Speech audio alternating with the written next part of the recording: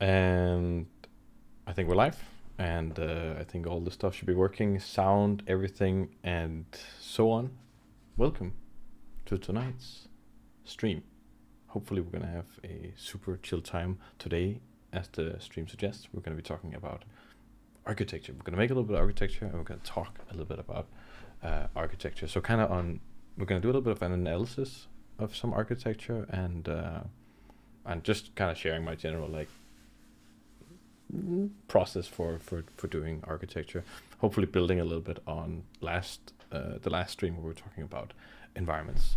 As always, if you are watching the stream, then let me know that you're here. It's always nice when people say hello, so I know who is watching, and that's just nice. No pressure, of course, but it's always nice. If you're new to the stream, then the way the stream works is that basically we go for around 2 hours, sometimes 3 hours, and then around the 1 hour mark, there's going to be like a 5-minute break, so that everyone can take a little bit of a coffee break or bathroom break or something like that.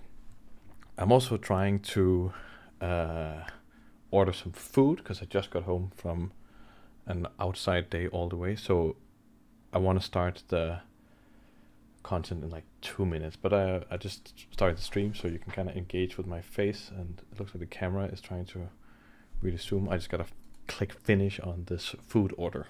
But please, so on and so forth. If you have questions throughout the stream, then let me know about anything. Could be about architecture. If you have questions about architecture, then that's absolutely ask away. I'm not an architect by any means, but I do think it's super interesting. So that'd be great.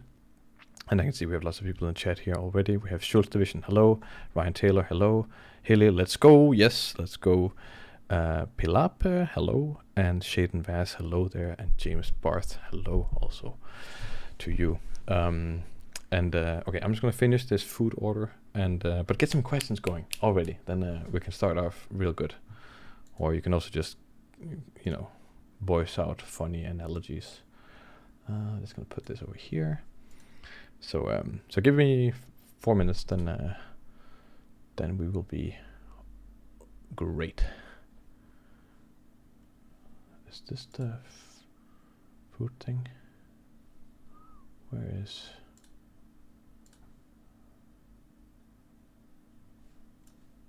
is happening here? Food.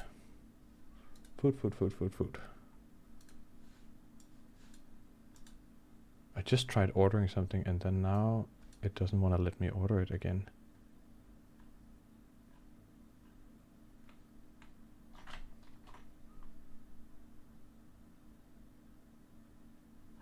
Wait, what? Okay.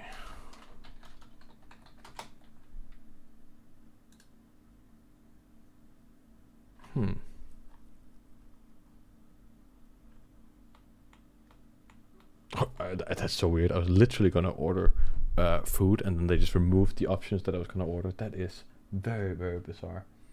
Okay, then I have to kind of just what are these things here? There.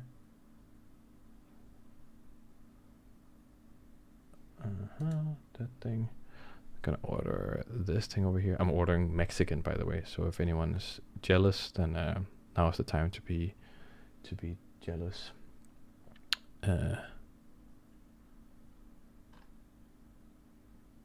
Now is the time. Gringas. Ooh.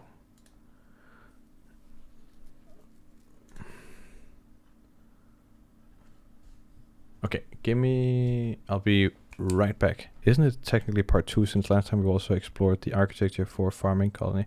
I guess it's not really a part 2 because we're going to be doing something different. But basically, last time we were talking about, I guess, my process for just making an environment in general, regardless if there is architecture or so more with like making the environment in Blender and then rendering it out and then using it over in Photoshop and just that kind of process.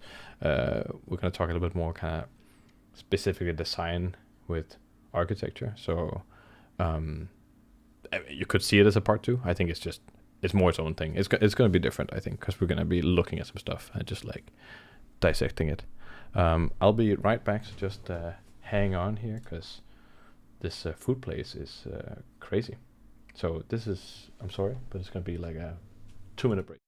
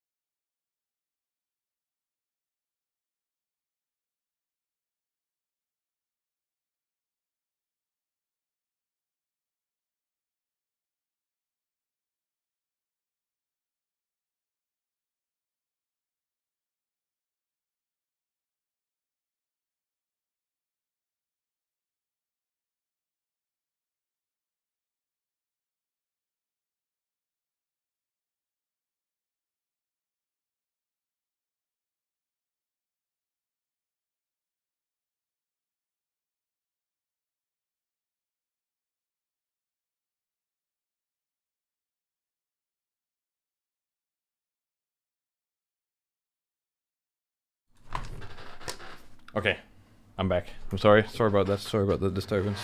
I probably dropped some people there, but we're back. I still need to make these stupid things. Like, that was really weird. I was gonna order, and then they're just like, "No, you can't. You can't have these options anymore." I was like, "What?" It's like from 1 minute to the other. So I got that there. Then I'm gonna have these things here. I'm gonna have 2 of those. I'm gonna have that. Yep. And then I'm gonna have some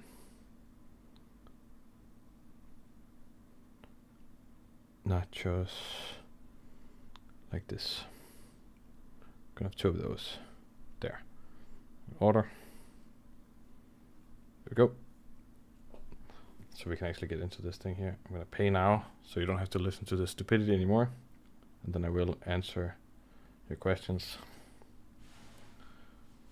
Sorry, that was a complete waste of time. I'm back. Okay. So no, today we're gonna talk about architecture. And we're gonna dissect a little bit of architecture, and specifically we're gonna build that into sci-fi architecture, but hopefully the goal is that we will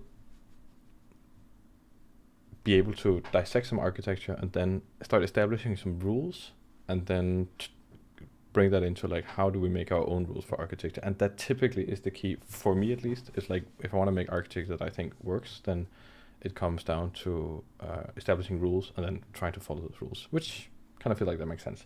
There's a lot of weird architecture out there, like modern architecture and things. We're talking about we're going to talk mostly about like kind of rules-heavy architecture. So good examples of rules-heavy architecture is stuff like Roman architecture or like Greek architecture, those kinds of things. Like those things are rule-heavy, and also things in kind of the Renaissance, like classical and neoclassical and that kind of stuff that has rules.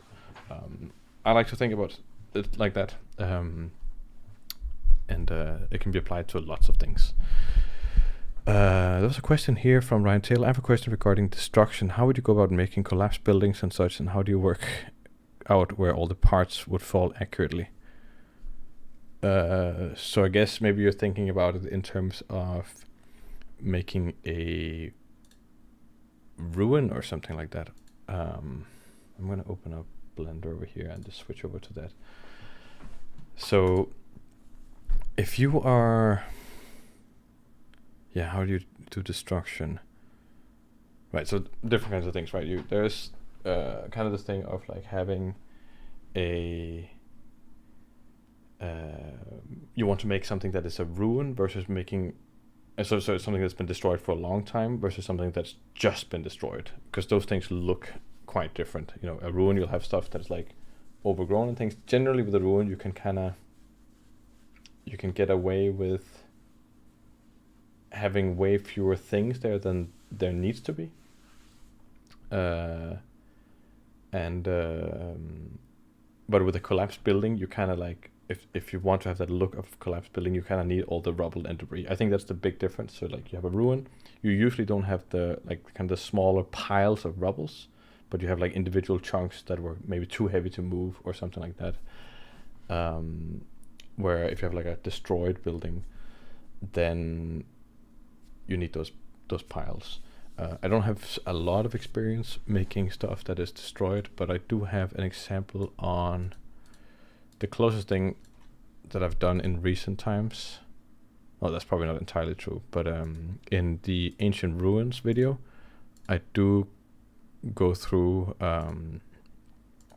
like creating a pillar, and then you know, we go through this process of first trying to use booleans, and then I kind of explain what is the not so super nice thing about it. It can definitely be used to create a destroyed look, but then I do have this thing where, you know, I fracture it using as an add-on in Blender, and then it's fractured, and then it's kind of like,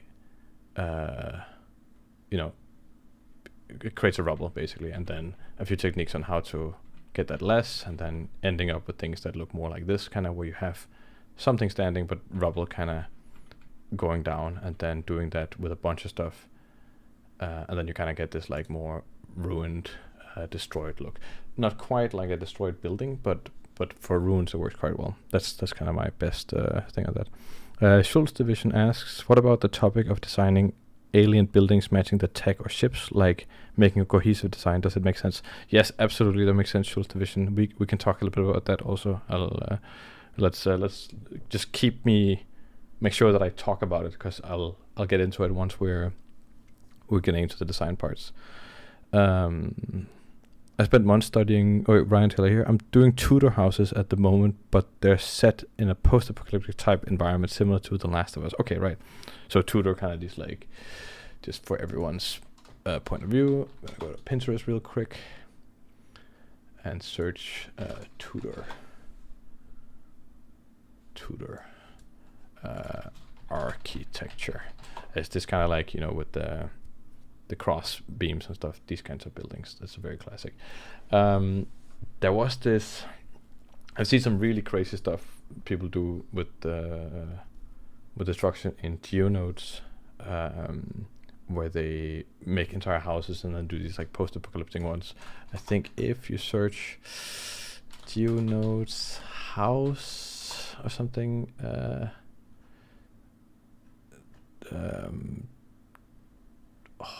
maybe it was on Vimeo. Maybe? This one, abandoned house generator. You can do some really crazy, I mean, I don't know how to do this. Yeah, I mean, I know that it's done in GeoNodes, but basically somebody's generating these kinds of houses. This is all GeoNodes, by the way. It's just GeoNodes like all the way. It looks kind of almost like it's handmade. And then also these kind of destroyed things. You know, you got all this like splintered wood and stuff. And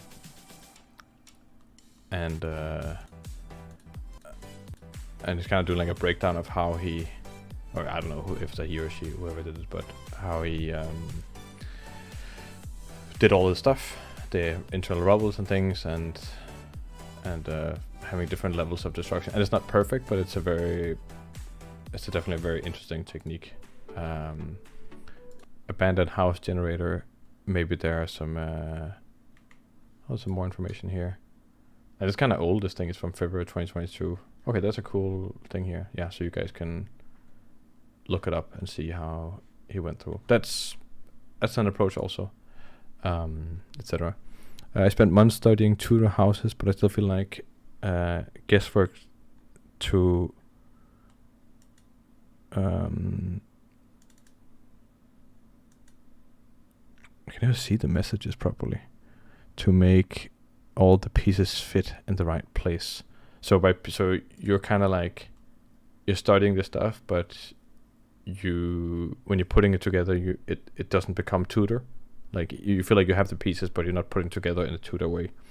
I tried doing stuff with Sims, but the way the Tudor houses are built is all with mortise and tenon joints, and I think it's too complicated for Blender to handle. I mean, okay, so if you know what needs to be destroyed about the house, then think about what would be destroyed first. You know, it's like, so maybe the wooden beams are the ones that stick first, and these like the white mortar or whatever in between, that's the stuff that gets knocked out first. Create holes in roofs and things. Simming can be hard.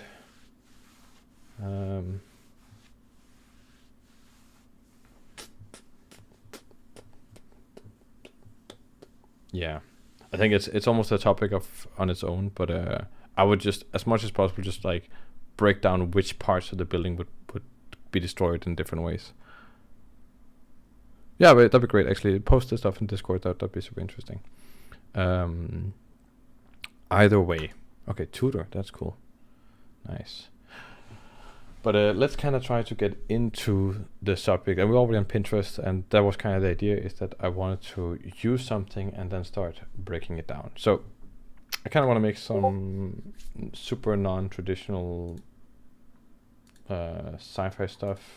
Okay, I'm just going to see the Tudor thing here.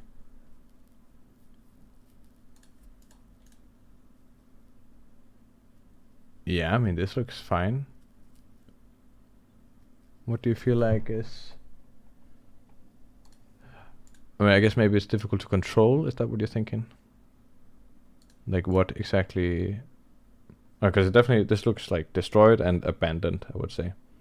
And if your goal is to present it, because it doesn't look like you want it to be an asset as much as you're kind of doing like a 2D representation. And if you're doing a 2D representation, you can do so much with, you know, painting on top.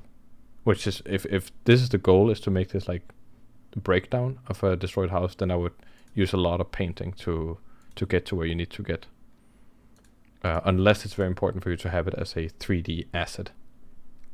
If that makes sense, you know. If you need to have it as a 3D asset, then you know, you almost have it as a 3D asset here, but if you just need these different shots, then I would use 2D to get the look that you want. Or you can also try, you know, taking a house, you know, like I'll take a Tudor house like this, you know, then I'll that's the thumbnail, there we go. Take a house like this and then start, you know, concepting on it, like, okay, what is it actually that I want? Maybe I want the roof to be kind of like, maybe it's like that, but then still some of these sticks are sticking out. And then behind the scenes over here, we kind of got some roof beams, kind of like that. And maybe that's kind of, you know what I mean? just see what kind of works here. And then maybe this thing is kind of also hanging out. This is collapsed in, and this is gone. And then based on whatever your concept is telling you, like for how the house is supposed to be destroyed, you can then maybe figure out a plan for how to actually achieve that. And then you got your wooden boards across the thing, kind of, you know.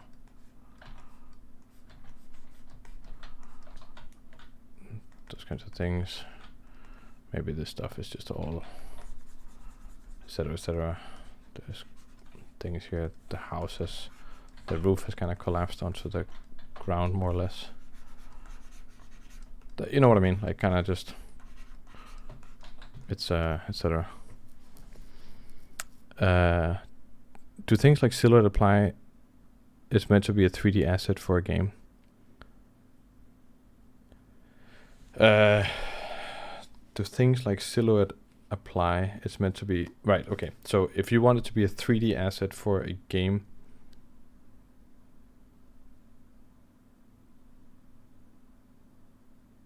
okay. So if you're making a concept, like if you're making a concept for something that's going to become a nice 3D model for a game, then you can use all the 2D you want, you know, because at the end of the day, it's a concept. You know, it's the visual design for the thing that'll become a 3D asset. If you're making an actual game asset, then there's a way higher, like the level of quality has to be way higher. Where with a concept, you can kind of, you know, bullshit your way to the actual state of the mesh, if that makes sense. So it very much depends if you're doing asset or concept. So that's kind of the question there. Otherwise, use 2D if, you know, it depends on how much time you have, you know. But that's what I would do. But I think the destruction is hard to do. It's a pretty hard thing to do. You can also do this thing where maybe it's hard to do destruction on a big building, but then breaking it into assets where say like, okay, maybe I'll make a wall segment only that's already destroyed, you know, and then, you know, duplicate that around, or have some make a few variation pieces, and then you put together buildings out of your destroyed assets, and then see what there's many ways of going about it, just depending on what you need to do. But just figure out if you're doing a concept or if you're doing an actual asset. Even though it's gonna become a 3D asset for a game, then as long as it's a concept, like I would say, you use any tool at your disposal to make your look come across.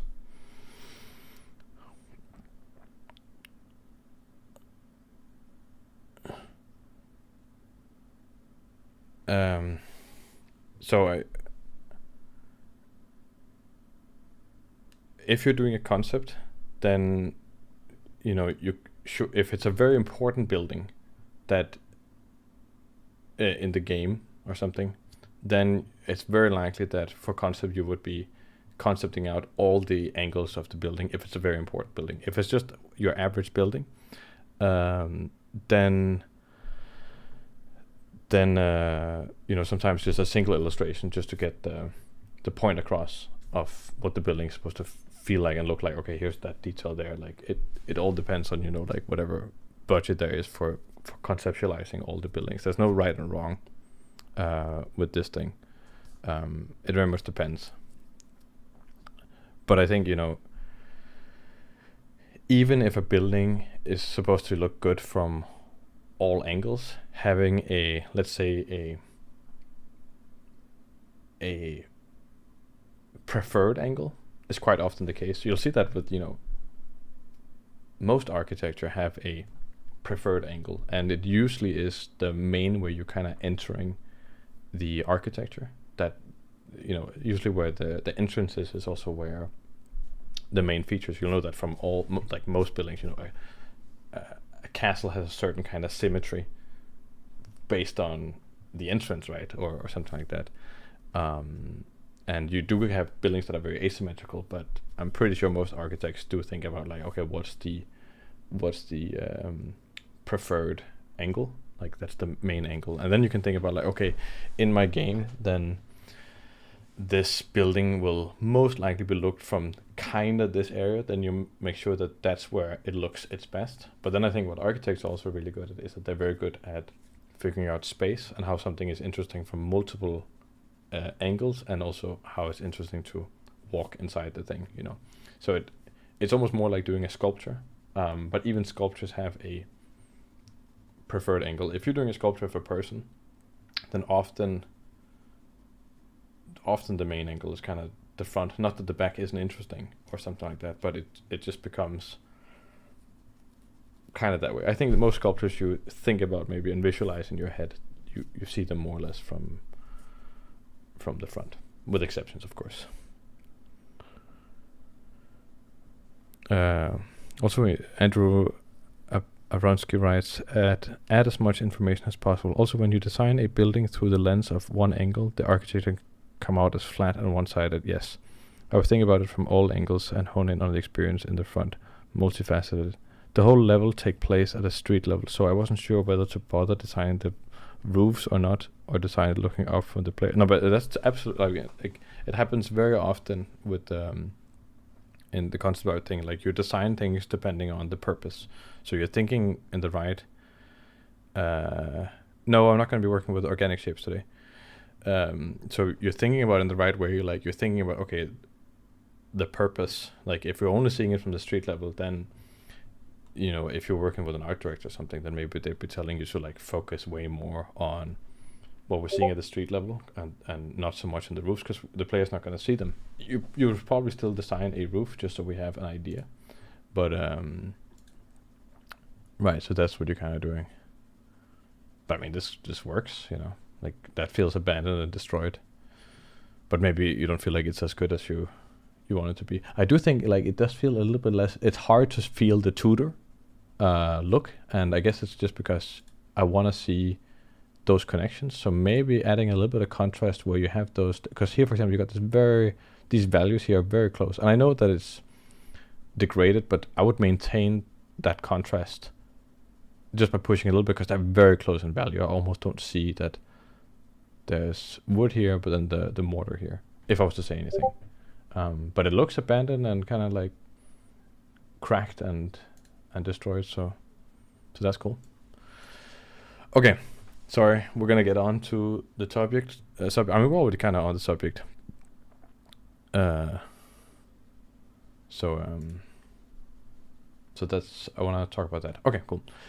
Architecture. So what I usually do is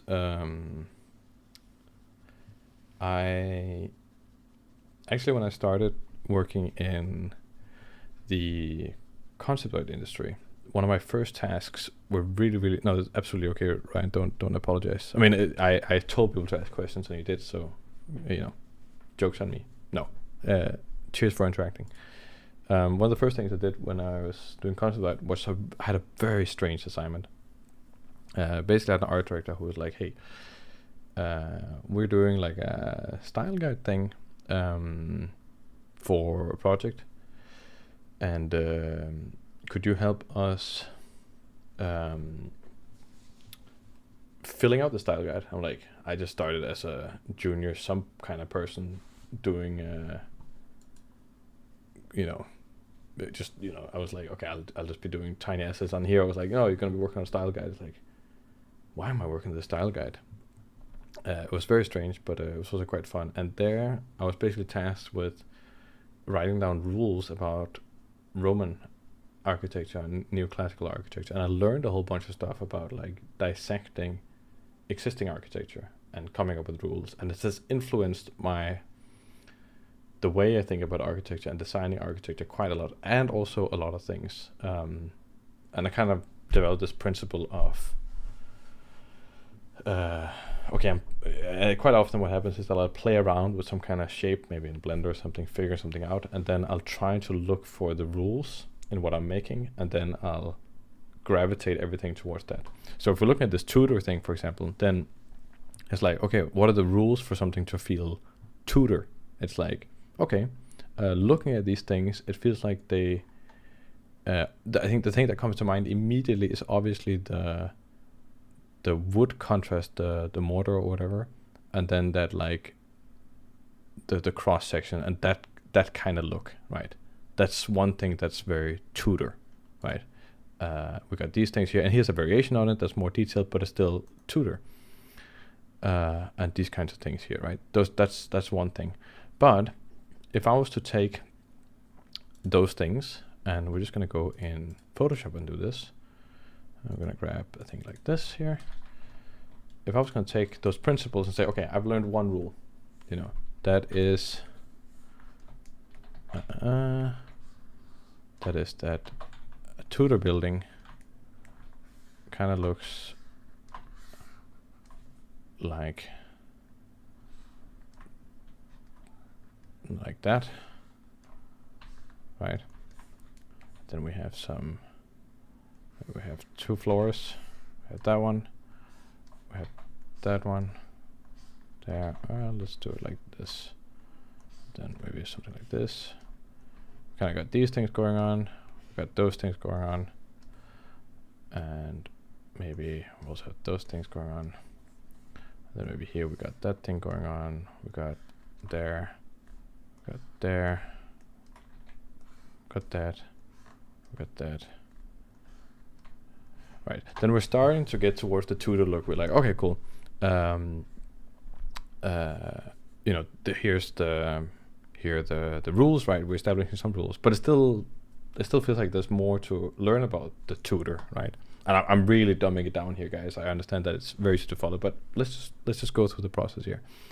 Tudor, right? If we actually look at the thing, then another thing that sticks out for the Tudor is actually this like hierarchy of scale, right? We have small in the bottom, right? Small in the bottom, and then it's growing in size, like it's falling over itself, and it's a way of, you know, maximizing the floor space, but then maximizing the space we have on the street, but then also giving you more livable area in the top. So they kind of have that pattern, and they all have that thing, and I think that's essential to the Tudor look. So we actually have to take this kind of stuff here and scale it down a little bit, and then we're getting closer to the Tudor look. You know, we're starting to get closer to that feeling, right? And let's dig deeper, right? We go back to the thing, then we're like, okay, fine, we're seeing this stuff here. We got that. Okay, we kind of got that thing going on there. Do we have anything else that we can dissect? It's like, so one thing that I'm noticing when I'm seeing these buildings is that many of them have a very different ground level.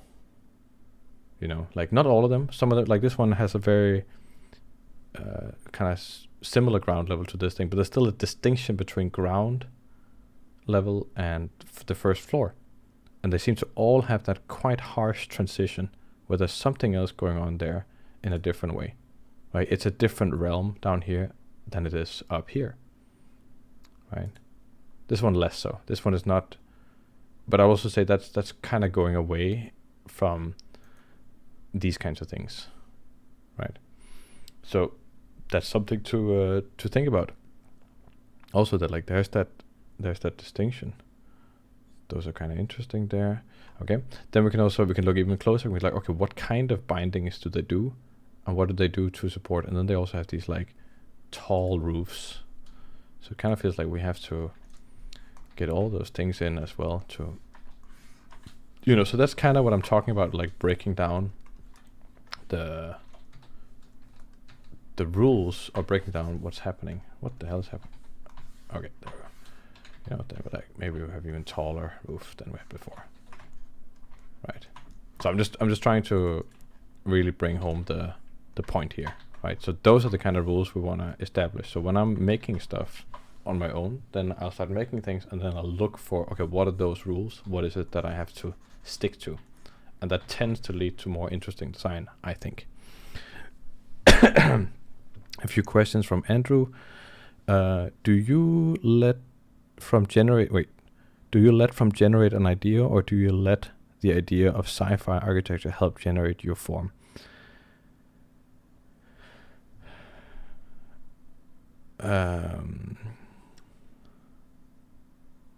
Okay, I guess like, do you just play around with ideas and say this kind of looks like the Tudor or Romanesque? I'll proceed with that. I would also look at how a Tudor building might look on a site, as well as how either buildings interact with it. Does the road curve around the buildings? How do people interact? Oh, absolutely. So I think if I'm doing a building, a very specific building, that's a different thing than me creating a specific kind of architecture. So kind of with Schultz's question earlier, with like, how do you make architecture that fits with, for example, alien ships or something like that. I think doing a building is one thing, because a building has to be set in the environment and be like, okay, this building has to work here. Where if I'm designing architecture, then I'm kind of have to go up a little bit and define a set of rules, right? And then I could make many buildings within that set of rules. The thing is that most rules in architecture in the known world, they've slowly developed, right? But they've also been developed by making a building. They don't just it's not somebody who's just writing down all the rules and then suddenly we have neoclassical architecture. Like, it's something that's slowly been developed. So if, as a concept artist or as a designer or whatever, if you want to design a building, or if you want to design, general architecture, you kind of always have to do both. You have to make a building that explains your rules, and then vice versa, you have to make a set of rules to make your building. So what I typically do is that, I hope this answers your question, Andrew, is that I start making something, and then I try to identify the rules, and then I gravitate towards that. But before even doing that, whenever I have to make anything, visual or whatever, I always start with the idea of like, okay, what does this building need to, what's the function of this building?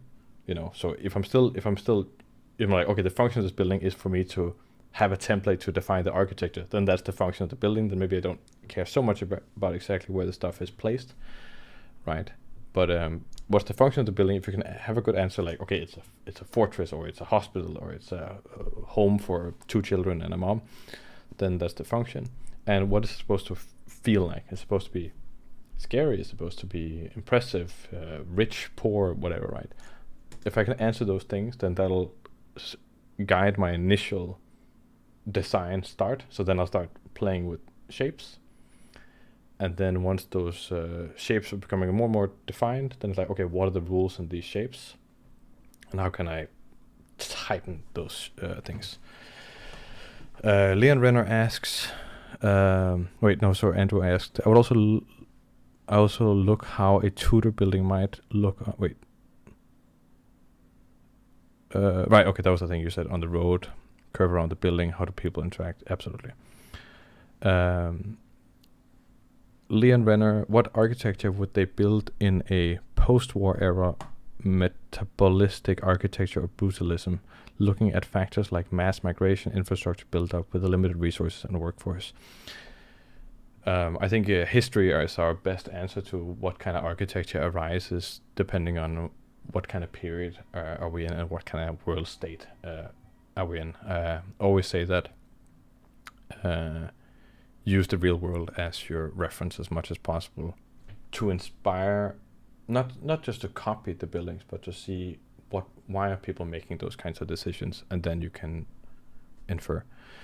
Andrew says, yeah, I really like how you have a very educated approach on how to approach your architecture. Studying the zeitgeist can help an artist really provoke a sense of place. Absolutely, I agree. I think it's never a bad thing having an approach to anything. I think, chaos and randomness can also sometimes be fun, but having an approach just gives you control.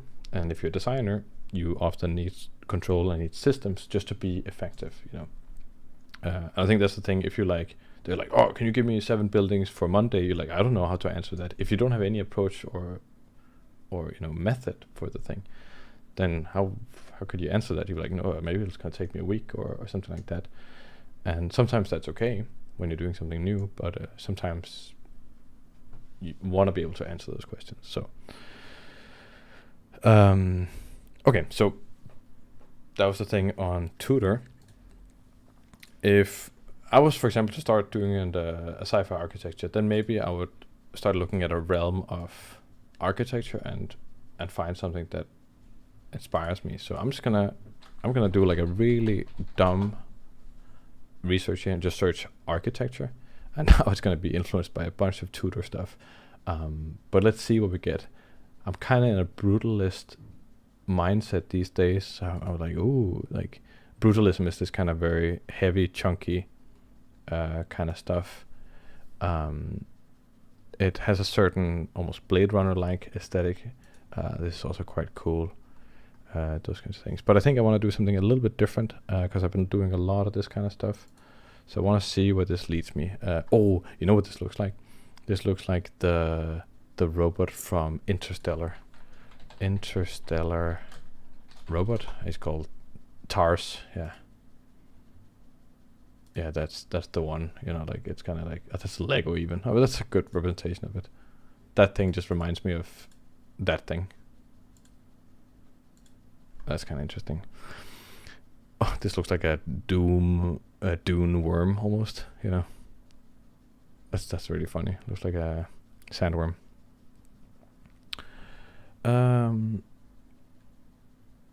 So I'm just doing a little bit of exploration right now. That's what I'm thinking right now. I just want to see if something catches my eye, something that maybe I haven't looked that much at before.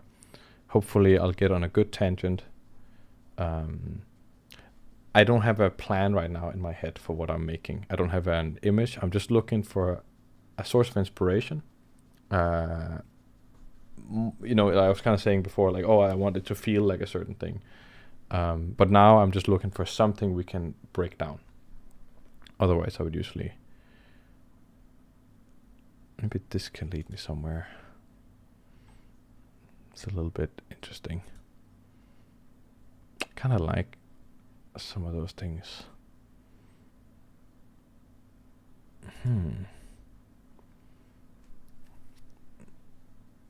Oh, I love this. This is a church in, I think it's in Lithuania.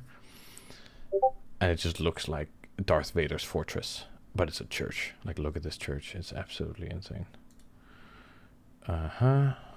We are on those things there. Yeah, I'm just kind of, it feels like I'm stuck in a loop here with the certain things I want. Ooh, that's also a church. That has a certain look to it also. That has a certain look. Maybe I want to look at some modern architecture or bridges. That's kind of interesting.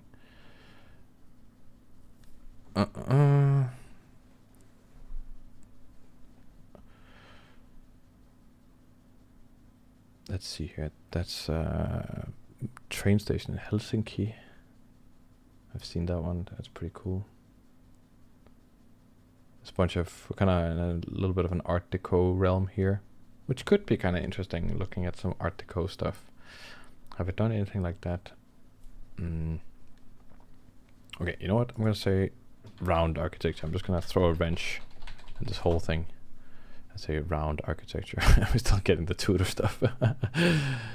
Round architecture. Let's see what we get. Oh, these things are kind of interesting. Okay, that's bizarre. That is. I also quite like this one. I've seen that one. Yeah, I kind of want to look at this one here. That seems like an interesting thing to think about. Let's like the rules for this is pretty. They're kind of interesting. Like what makes this tick? Okay, so here we kind of got this building. That is a strange building.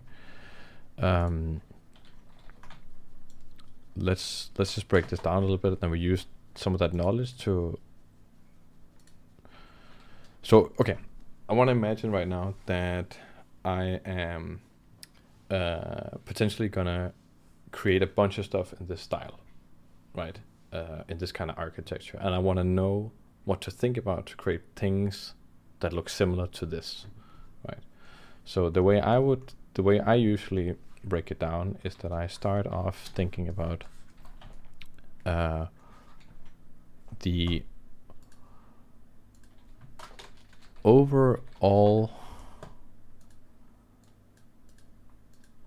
composition. And by composition, I don't mean two-dimensional composition, like so how it's composed on the page. I mean the composition of the building itself. So that'll be stuff like, okay, there's this section, there's that section, and there's that section. You know, that's kind of like, that's a pretty good composition. And for those of you kind of familiar with large, medium, small, you're already maybe seeing a little bit of large, medium, small going on, where this thing and this thing are kind of similarly sized, but I would say that maybe this one is a little bit bigger than this thing down here. Not by much, right? But I would say this is our small, this is our medium, and this is our large section, right? In addition, like, so that's kind of like our overall composition, right? Okay, we got those three elements, right? Then, this is a little bit related, material composition. Which materials are at play, right? Generally, it's always a really good thing to limit your materials and try to identify those things. So I'll be like, okay, fine, we got this like kind of red brick. We got this like white brick. Then we got this like dark metal. That feels like the three main materials. But then we also got this kind of like nice copper thing going on here, or something like that. And we had the oxidized roofs also. There were some oxidized roofs there. And also seems like the oxidized roof are playing again places. Maybe not, maybe, you know. And then this is not quite material, but it is like related to material element, but like the use of reliefs. You know, there's like, maybe these are reliefs here. Things like that, etc. Okay? Those kinds of things. That's kind of what I would call like material composition. Then there's also glass and other things. Then there are, let's say, let's call them architectural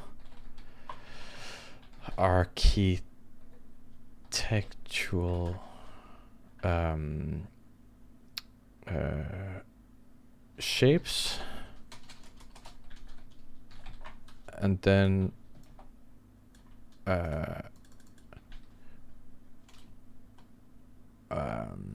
architectural, then unique features, let's call them that.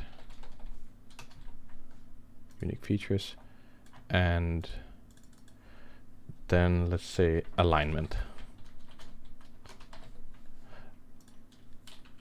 I think this is, for lack of better words, these are kind of how I break down the things. So overall composition, we just went through that. Material composition, we kind of went through that. Architectural shapes are which shapes are actually present in our thing. And we got a lot of, we got some squares. We got, you know, taperedness going on, possibly. Could be the perspective, I actually don't know. But maybe taperedness. And we got these like elongated things with the roundness here, like that. And the architectural shapes, these kind of transition into unique features. Unique features are things that I wouldn't really classify as shapes, but things that make the buildings have otherwise, and lots of things could be categorized, but we're seeing this like kind of a little bit random architectural components here that are like offset slightly into the building, right? Like those things right there would very much be unique features. And you could also argue that the way that these things are composed, those are unique features. And I think once you start breaking these down, then they become unique features, where the overall thing is kind of like architectural shapes, you know. So it's kind of like stepping through the things. Then alignment is a really important thing. You'll see this a lot in Roman architecture. Let's look at, no, let's look at, yeah, we can do that. Wait, let's see if we can find a good flat view of something. Here's something.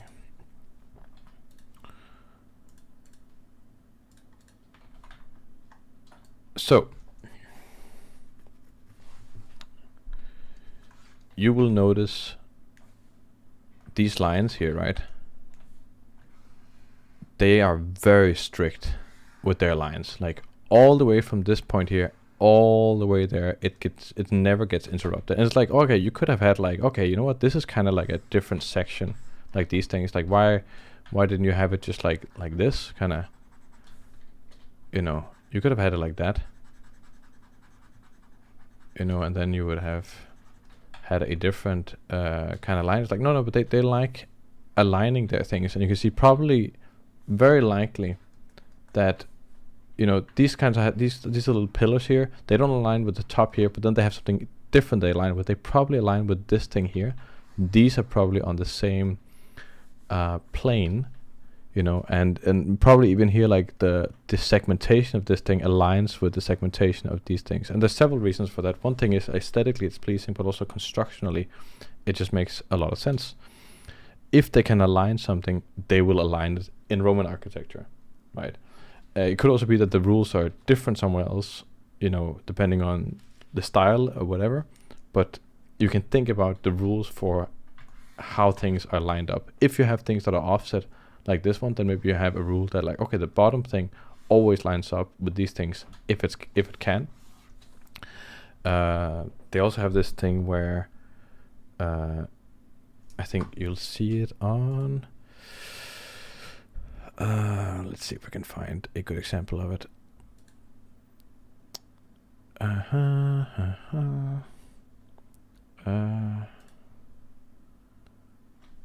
Yeah, you have this pattern of growing from large to small. So detail gets smaller the longer you go up, right? You can have the same amount of detail. So like we got 1, 2, 3, 4, 5, 6, but here we got kind of like 1, 2, 3, 4, 5, 6, and then there would have been 2 more there, right? So the detail becomes more, and then we just have a repeated we have repeated detail, and then you have even more detail. You have this like rising complexity as you're going up in lots of neoclassical architecture, and that's also a rule that you can kind of follow. And like you see here, it is simpler. It's a little bit more complex, and this one's even a little bit offset. But then at the very top, you got a lot of detail like that. So that's a rule, and you could have the opposite rule where you have lots of detail in the bottom. Like here, they're actually doing something a little bit strange. Oh, that's cool actually. Never seen that before. Oh, that's the one in. Oh, yeah, right. That's the one in Venice, etc. But that's a rule that you commonly see. This one actually breaks the rules. That's probably why it's so interesting. But you'll see this like rising complexity a lot in architecture like that. Okay, I'm just gonna look at the comments for a little bit.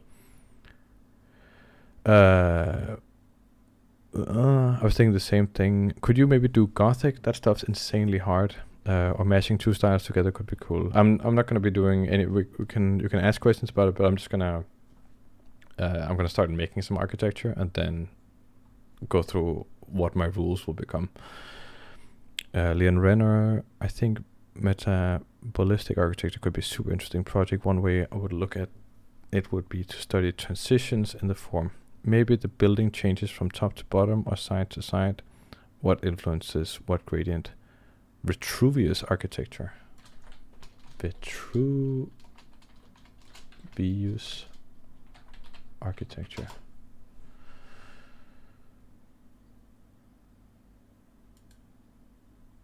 Oh, that's interesting actually.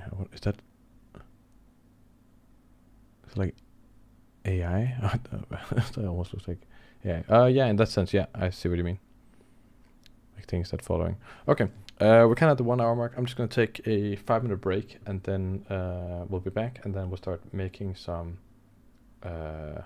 architecture. I hope that that this stuff over here made some sense. Just like I think if you can break down the stuff that you're doing in this kind of way, like either something that exists or something that you're going to make yourself, then I think you are really, really far along. So quick break and then be back.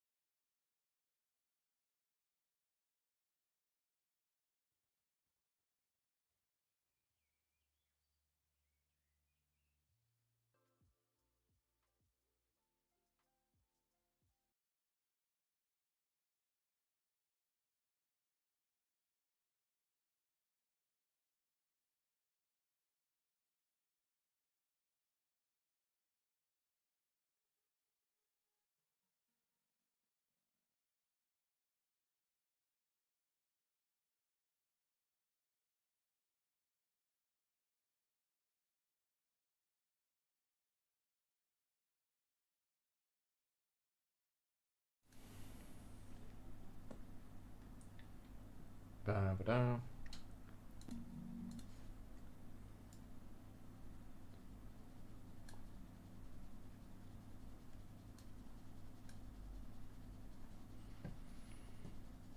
Ba-ba-da, we're back. And I think I got a little bit of food, so that was great. And I'm gonna put on a little bit of music. So just tell me if the music is too loud. It's quite low right now, but okay, it's barely even showing up on the thing. There. Hello, hello, hello. I mean, my voice should definitely be higher. Let me know how that is. Hopefully it's bearable. Okay, so we've gone through a little bit of just some architecture breakdown, just some things to think about. I would love to go into way more detail on this, but I'd rather show by doing. So let's jump into Blender. I did get this food also, so that was great. These are like quesadillas. I'm very sorry, but I'm gonna take a bite of this. You know. Oh, so good. Okay. I'll put that over there. Gonna grab a drink of soda. Let's open Blender there. So let's make some architecture. Make some architecture. I hope that my voice is still audible. And please let me know if the music is like, you know, bearable. Just so I know.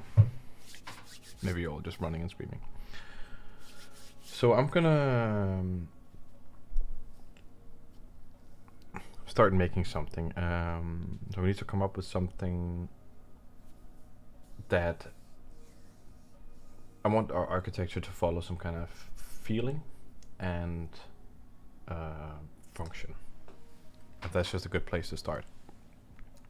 And I've been kind of thinking about doing something like a mill, so not a like a windmill, but then the mill part is something that's being grinded, but a more futuristic mill, but something that maybe is reminiscent of like older mills, just that kind of vibe and feeling. Something where some kind of food is being processed, but maybe more like an alien plant or something that's being processed. Could also be a wooden mill or something like that. And that thought is just gonna direct the layout of the building more so than the actual architectural shapes and things, but it will influence a little bit. It's just a nice place to start. And I really want to go for something round for some reason, and I want to think a little bit about the function here. So I'm gonna grab the grease pencil and just draw out what I'm thinking right now in my head. So I'm thinking that somewhere out there is some farmland. So it's a little bit related to last time, but different civilization, different architecture. There's some farmland here. And then we have some kind of processing place where maybe this stuff gets dragged into a place and then it gets processed in here. And for some reason I keep thinking about this like almost tent-like thing. But not a tent, but something like this. And then it's being processed in there. And maybe there's this sort of thing where it goes around this thing, like the actual stuff being processed circularly, and then it comes out someplace. And that's kind of interesting, because then we can think about like, okay, how does it come out? I want it to go around, but then it should, so maybe actually it goes under where there's kind of like a path down here, and then it comes out under like there. So maybe it can come in here through like a thing, goes in, and then it's kind of like a snail house coming out that way for being processed. It's a little bit unusual, but that's kind of what I'm thinking right now. Okay, so that's usually I don't draw these things out. It does make it is very useful to draw these things out, but but I try to keep these things in my head, just like these ideas of, that's just how I work. Sometimes I draw it out, sometimes I don't. But if I can figure the stuff out in my head, but I'm just letting you know what's going on in there. That's it. So some kind of snail house thing like that. Okay, cool. I'm gonna remove those annotations. There we go. And then we're gonna think about that. I'm probably gonna work to scale, so I might bring in a little character for reference. Dun, dun, dun, dun. I have a little guy that I always use. I think it's this one.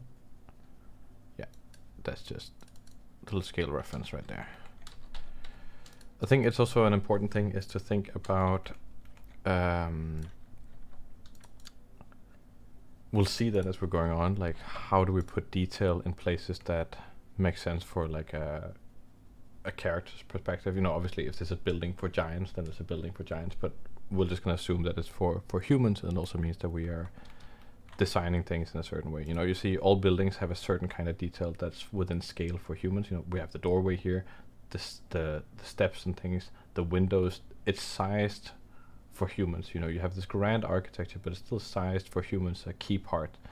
And then I think it's the architect's job is to like, okay, we have to make this thing. It's not a sculpture. It's a useful building, but how do we make it look interesting when it needs to have these things that needs to be used by humans? Like windows and doors. Like how do we make that beautiful? And that's kind of,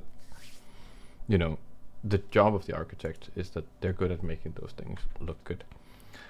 So I'm gonna create this field over here, I think, just to get a sense of scale. And we could bring in that field we had last time, but we're just gonna pretend this is the field out here. Maybe it's even larger, something like that. And I want to bring in this thing here, so I'm gonna create just a cylinder. And my goal right now is just to try some things. For some reason that size, that's what is coming out right now. I'm just gonna go really that simple to begin with. It's like, okay, I have that. Then I know I have this thing here that that comes out potentially like that, and that's where stuff comes into the building. And here something goes under it and comes out in a different way of the building, right?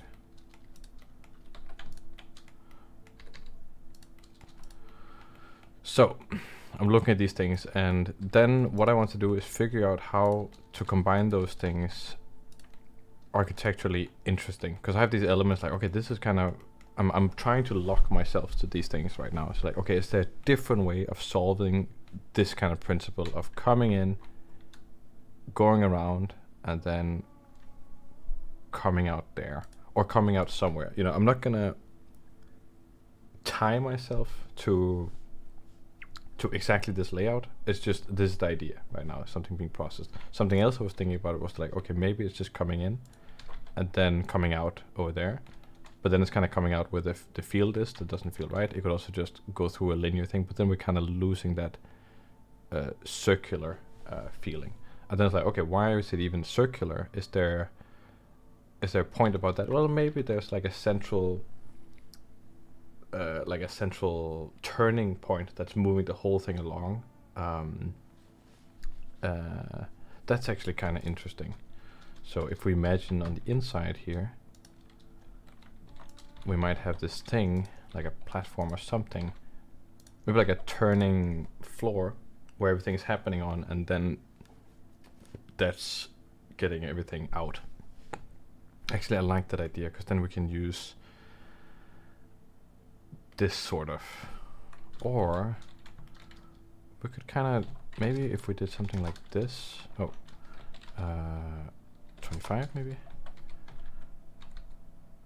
Like this, and then we mirror that on the other side, like that. Then maybe this is an entryway. Maybe the fields are a little bit more like coming in like this, you know. Then they're coming in there, being processed here, and then they can come out that way. And then I want a building that supports that. Then we can get a little bit of symmetry, making it a little bit easier for ourselves here. Okay, let's try. Yeah, now we're just gonna start messing with these shapes. I want to have that floor we had in there, so that's in there somewhere. Then this building needs to start. It's almost like a circus tent. That is kind of interesting. Let's see here. And once again, I'm just trying things right now. I'm not. I have a goal, right? But I'm just trying to see what happens when things start moving around. Maybe if we. And the feeling is definitely not evil. Maybe a little bit rural, not industrial, so a little bit rural, maybe. That's the thing. We could have these intersections. I'm was a little bit inspired by like some of those things we saw there before. Bringing those things in like that. Let's see how we could insert these things like that. Oh, shade flat, shade auto smooth maybe. It's set to. Okay, that's just not. Okay, we'll just give it some more detail. Is this kind of the thing we want?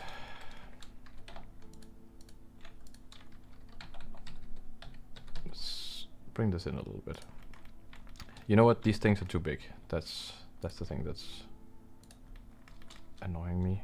I think I want these things to just be way wider.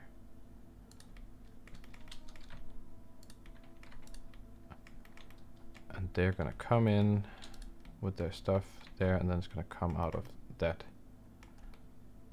doorway there. Yeah, and you'll see I'll always try very fast to establish everything that I have, so I don't have to I'll try to lock myself down as fast as possible. I really think that anything you have can work. Let's see here. So now we got this kind of lip happening. I think it's a little bit too big. Like that. And then maybe this roof actually can come out like this. That's kind of interesting. Then we're getting this space in there. Okay. I think we're starting to have something. That's interesting. I'm gonna start creating some segments around this thing. This thing could obviously have a little bit of a subdivision surface thing going on. You know, like that.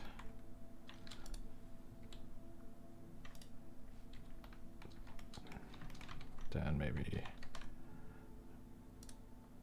something like that. Something like that.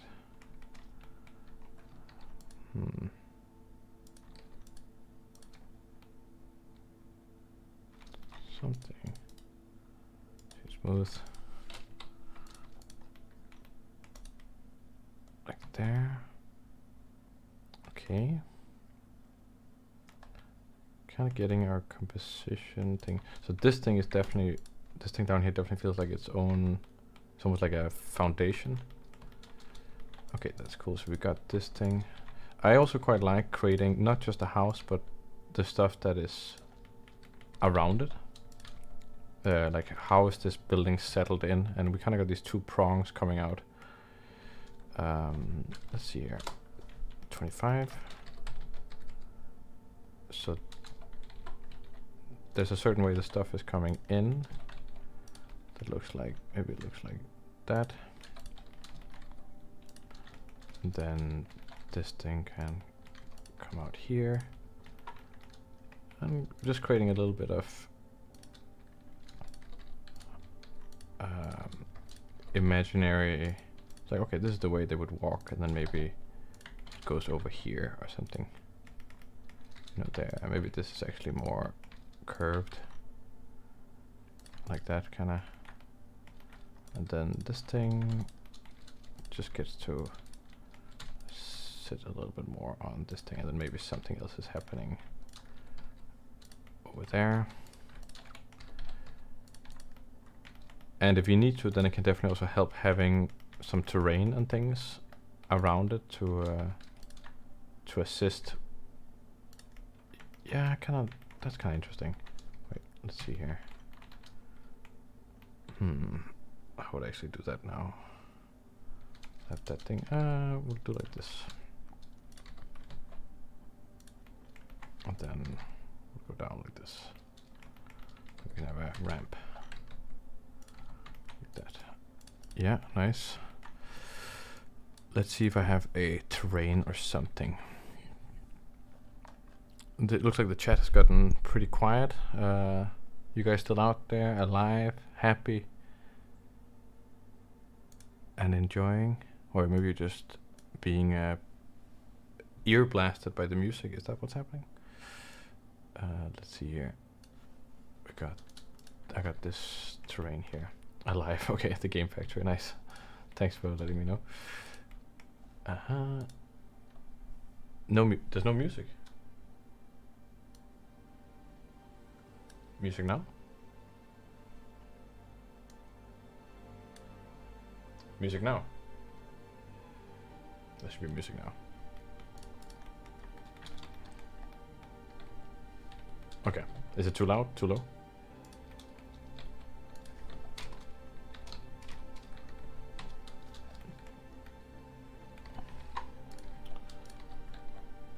So I'm just... This is just to help me... basically. To imagine a little bit about what is happening. It's alright. Okay. It's not perfect. It's just alright.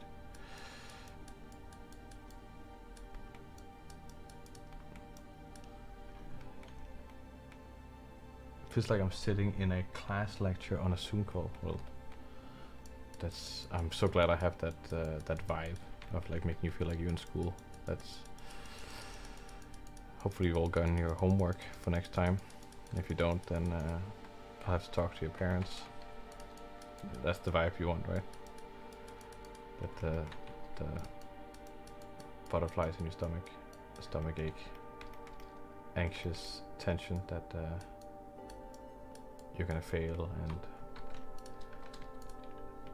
your life is going nowhere.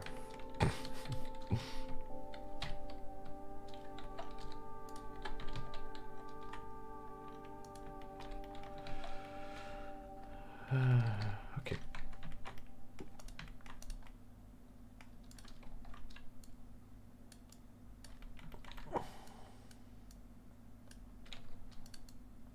You know, so I'm not trying to create an environment here. I'm just doing this for the architecture's sake, just so I have something to riff on.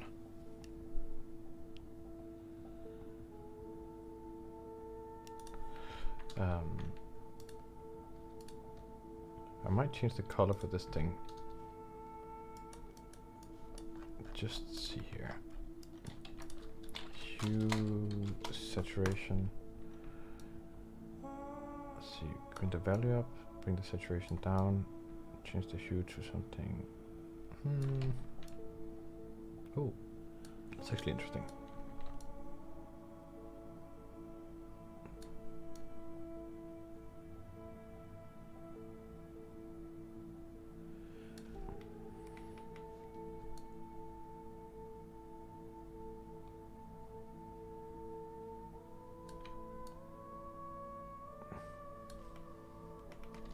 Maybe if I just recolor it. The purpose of the structure is a sort of mill where some kind of food stuff is being processed inside, so it gets in here, processed, and then out here. Let's see here.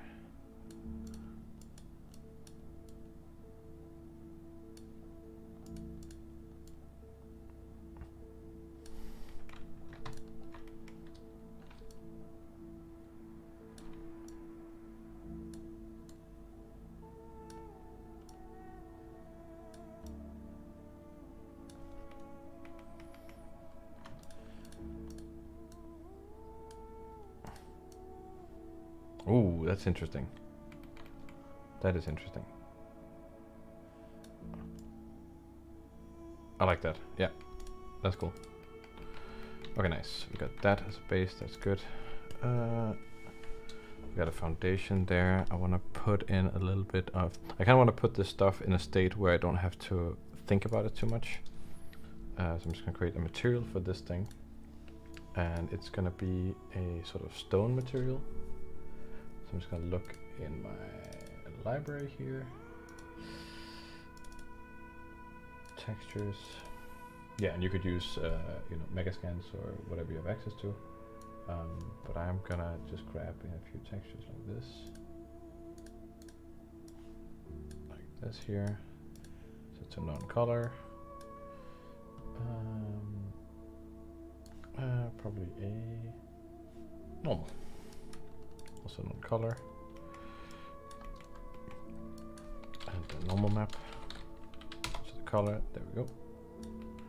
The roughness will go into that.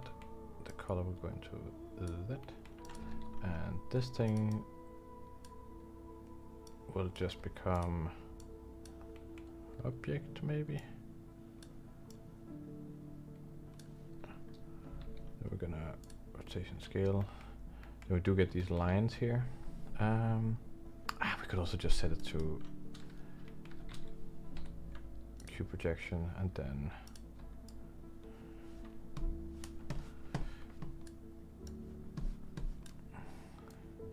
yes, I'm just setting to cube projection, and then let's see here. And I kind of want to line these up with one thing at least. So kind of like 25, like that. Then they are lined up with those things. Then here they are a little bit more. Well, you know, actually we could line them up with these ones also. We get these ones here. Oh no, like this, and then we line them up too, kind of like that. And then right where I have the seam, I'm gonna put the seam like that. Then it's gonna feel a little bit more like it was meant to be.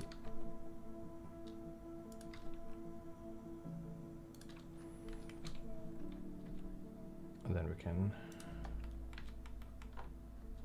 yeah, doesn't look too bad. Layout, can change the color for this thing. Hue saturation, kind of gets like darker rock. I don't think I want that much contrast between them. Yeah, okay. It does feel like it should maybe go in that kind of a direction. Yeah, then it blends a little bit more with the environment. I like that. Nice. Nice. Okay. Now I start trying to think about this building here. So I want to give it some, like, these things are definitely very not super defined. So I'm going to start with the central structure here, and I'm thinking that we need some kind of stuff around it to hold it together. Maybe we even need to vary the shape a little bit. That could also be interesting. So let's try that actually. I'm gonna create a cube. Create something kind of like this. And then like that. Then we can kind of set that in. And then I'm gonna reset this to the 3D origin. Then I'm gonna create a empty. Then access empty there. I'm gonna rotate this by, let's say 30.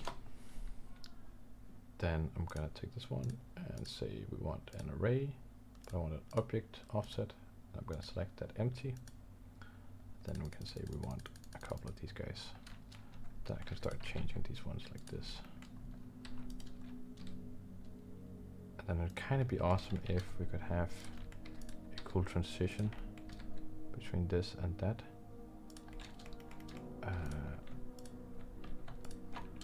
So maybe. Oh, wait, maybe it's kind of interesting. Then we get these flares out like this. That does look interesting.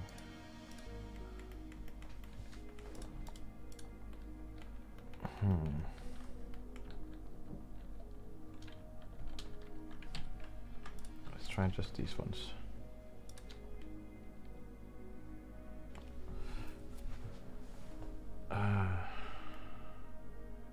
Then we're gonna imagine some kind of functionality for these ones.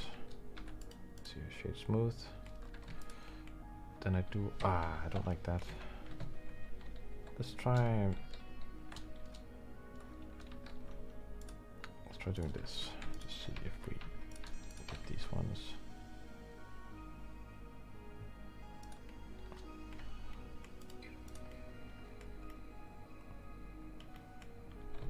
No, I liked it better when it was closer.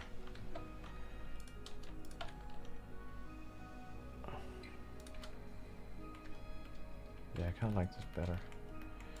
It's not a great shape here right now, but if we just gotta make it work. I think that's the thing. Maybe these can be used as little posts for where's our human? Our human is there. Maybe these can be used as little places to go out on. Somehow to observe the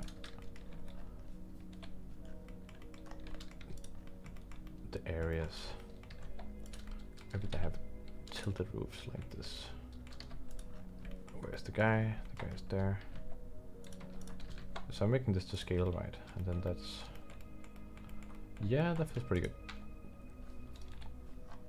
Gonna bring that out a little bit. Gonna put down some sticks. Maybe I'll do it like this. Then I'll take this one and how do I detach it? P selection. There we go.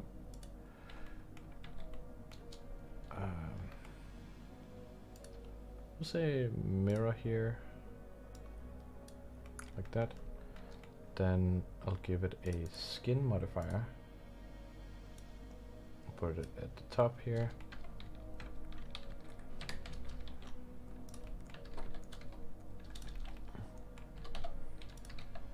And we can kind of get this kind of stuff going on.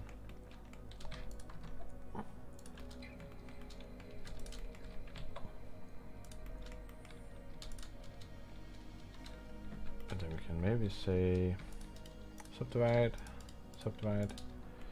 bring this one down to that one's level. Oh, no, that's not the right. Bring that one down to that one's level. Then F, we got that, subdivide.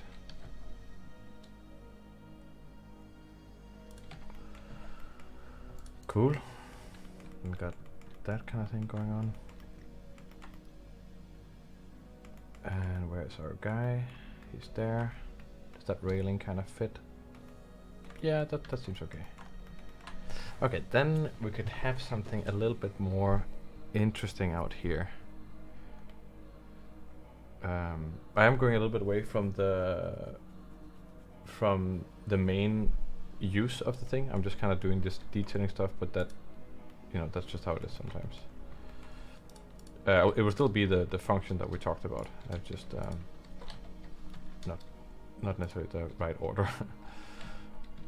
Okay, let's go over here. See here. Like that. Like that. Like that. Like that. And now we're establishing some kind of rule or something. You know, something is happening. It you know, immediately our brain, also because of the current color, goes just like wood. It doesn't have to be wood, but that's what it's feeling like. And it could be that this stuff is thicker or thinner, you know.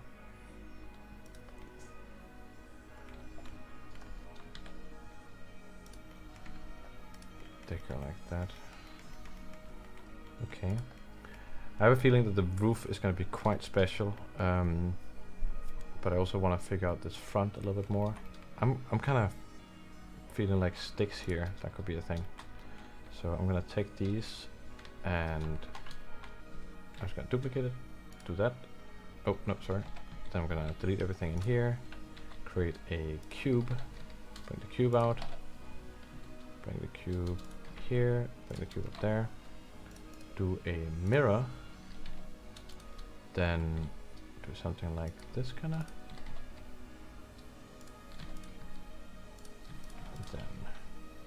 So here we have one of those things where this feels a little bit like it doesn't fit the architecture, because this one is very much coming out straight from this thing, and now I'm doing these things at an angle. That doesn't really gel with what we already know about the architecture. Instead, we want something that has that same character, but at a smaller scale, maybe. That's one of those rules that I'm starting to see. I didn't mention it when it came there, but now that I'm seeing it like this, like yeah, like that kind of feels like a rule, you know. So I'm gonna delete this again. I'm gonna bring out the cube. I'm gonna bring the cube out here. I'm gonna mirror this. Then I'm gonna rotate this around the 3D cursor. Maybe -10. Something like that. And let's see, how do we get this thing to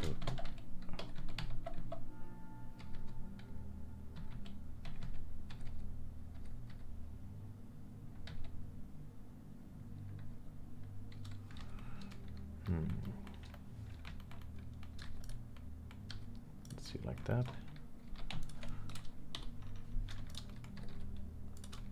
That, like that, and then yeah, this feels more like it's in tandem with what the building is up, like the other stuff about the building there.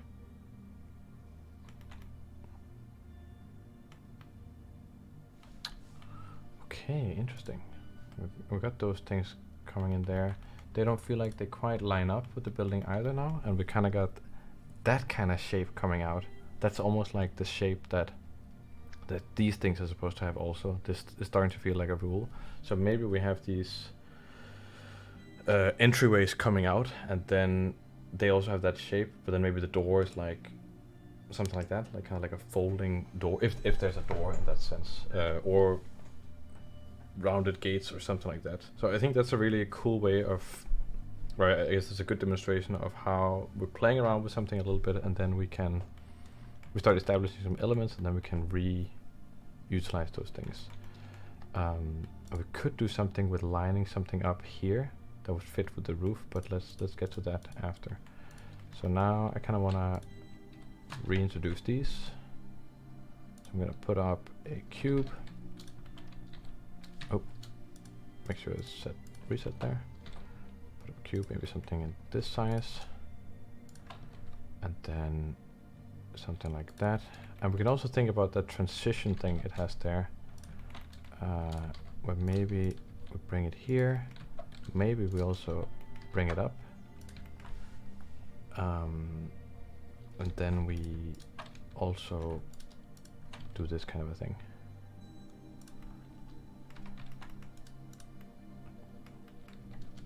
Let's see here, bring that in, See, when does it start lining up? That does feel kinda appropriate. We do have some very harsh edges there, but we're just figuring out the architecture. We'll figure out the modeling after that. Okay, let's see here. What can we do? We want to line it up with this thing here. So that thing fits right there. So we'll say 30. So we got that.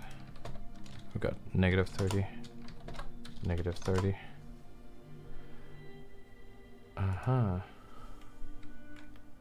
Okay. So you see, we're starting to have that. It's still the same thing as we had to begin with, but now it's just all sort of tied together in a different way. And we could also extend the idea of that stuff onto these ones. Maybe that would be interesting. I think I'm gonna start putting on some materials in a way. This thing is kind of interesting. I want this thing to have its own material. And maybe it should also be separated from the whole thing.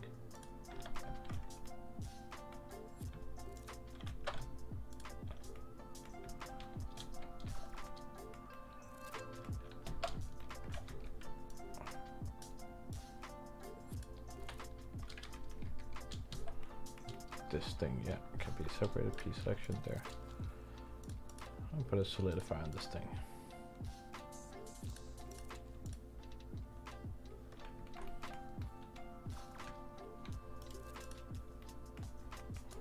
Go, and this thing can also have a solidifier. There we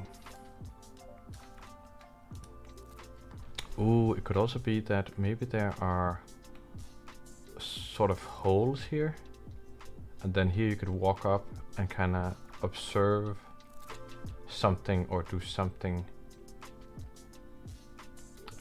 That sounds kind of interesting.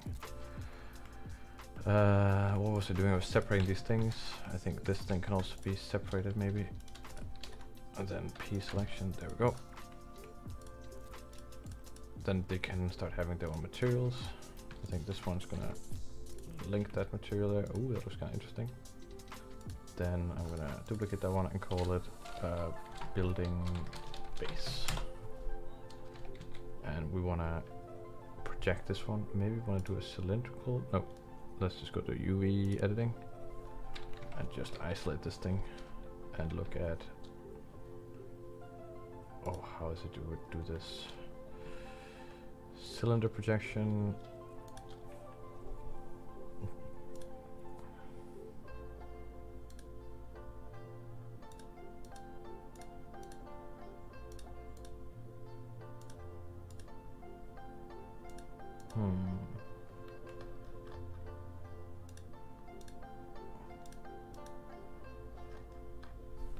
Actually, I'm gonna unwrap this one.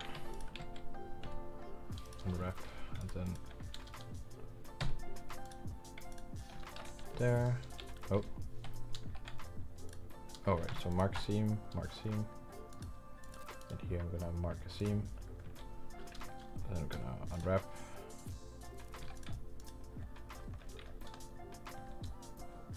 Wait, what? Did I miss something?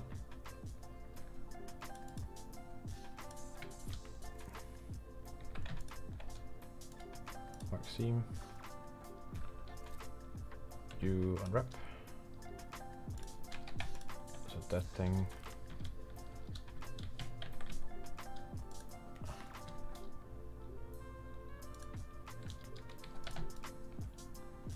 And rotation scale. Unwrap. Unwrap. So I kind of want that thing to be. Why does it keep doing it like that?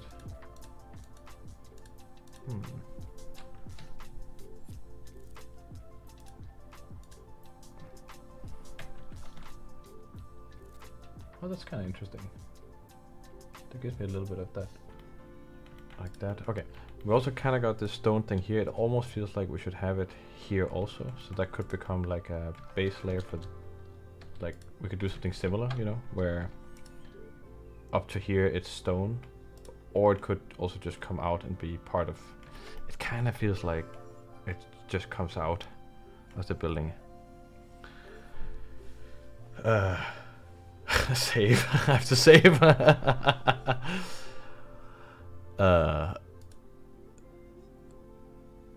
Or quit. No. Save as. Let's go for farmland. Why not? Stream. Farm. Thank you guys. I'm gonna torment you guys like with this not saving thing. That's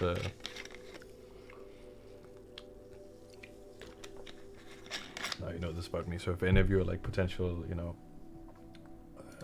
recruiters and stuff, and you're gonna look like, oh, he seems like a professional person to work with, then I do this thing where I work on stuff for hours, and I'm like, maybe it's time to save. Not so good. Hindbabos, 100%. I kind of, you know, the design on the new bottle is nicer than on the old. This is a Danish thing, but the old design was kind of trashy. But it's just, that was the iconic look for this very cheap ass Hindbabos, the raspberry drink. But I kind of like this design is better. So this is an older one. So there's two on my table, like an old one and a new one. Currently having a mild addiction to raspberry drink, but yeah, the old design was just kind of trashy, and I liked it. Let's see. I want to do something with color. Let's also have this brick kind of stuff, like materials. But then let's do our own version here. So we call it color brick. Color brick. And we'll say that this stuff, and this stuff, link materials. And that one, link materials. Oh, that was mirrored before. I'll mirror it. That's what I'll do instead. That's better. There we go. So you cube project. There we go. You cube project. Actually, let's grab all of these at once and cube project, because then we're supposed to get a more even size. Oh, there. You cube project. Then the what? Why are they not? The stones are supposed to be. Why are these ones not? What is going on here? Has something to do with the rain? No. Okay.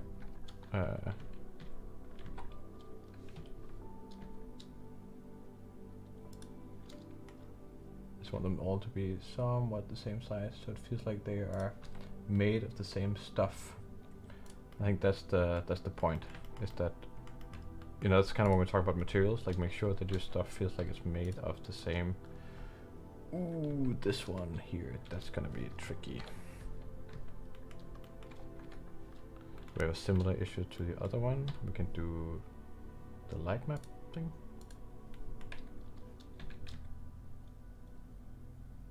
Get a little bit of randomness, but we're gonna get what we need visually. Cool, okay, because then I have this thing here. I'll go back to layout. Layout there. And this is a color brick. And what I want here is I want a way lighter brick. A little bit less saturation. And then I want to color it. Let's see here. Ramp. Gradient. Gradient texture. Oh, this music is kind of fun. Texture. 90? Nope. 90? Could be, could be, could be. And we're gonna have it be object. object. Maybe it should be position geometry, and then be position instead. Then you can kind of have this thing here, where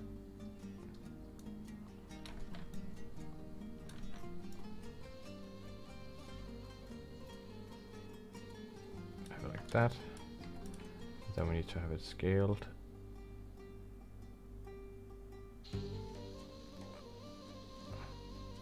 Wait.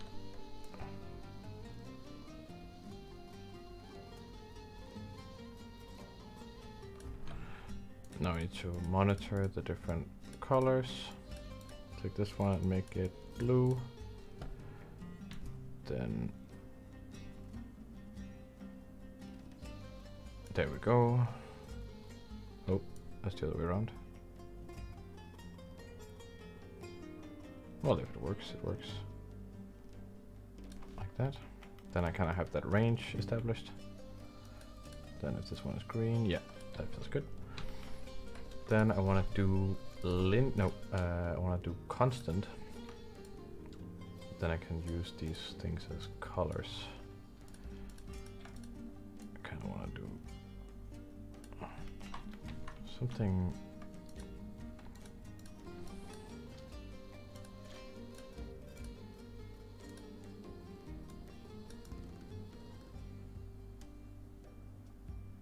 So here we can start thinking a little bit about that alignment. Like, so we have this like yellow line, and maybe that can line up with.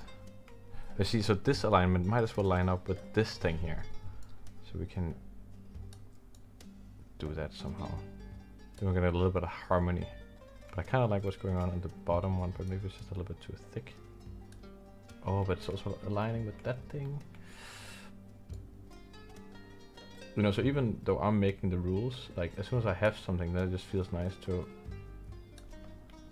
align something. Okay. Question is though, should this be color? Should this be? Should it just be?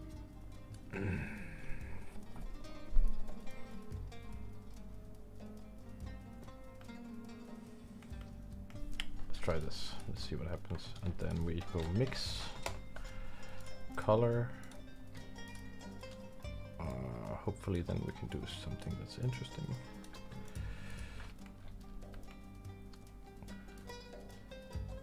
We could do like a try an overlay.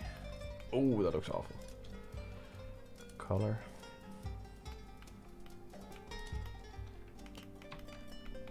Yeah. Okay. So here we're seeing like that does not look quite that harmonious. But maybe it's just on these ones where it doesn't.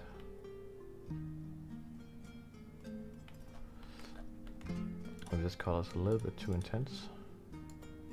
Does it need to be?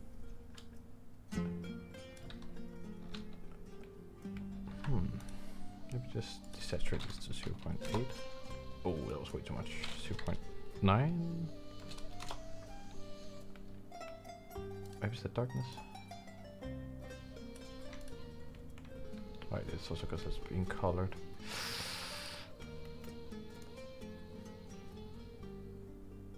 Can lose a little bit of that.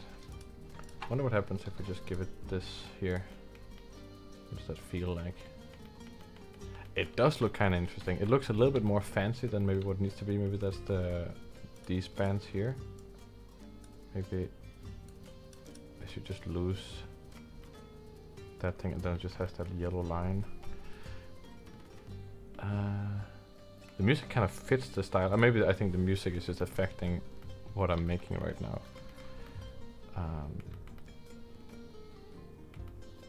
Architect, yeah, this is kind of interesting.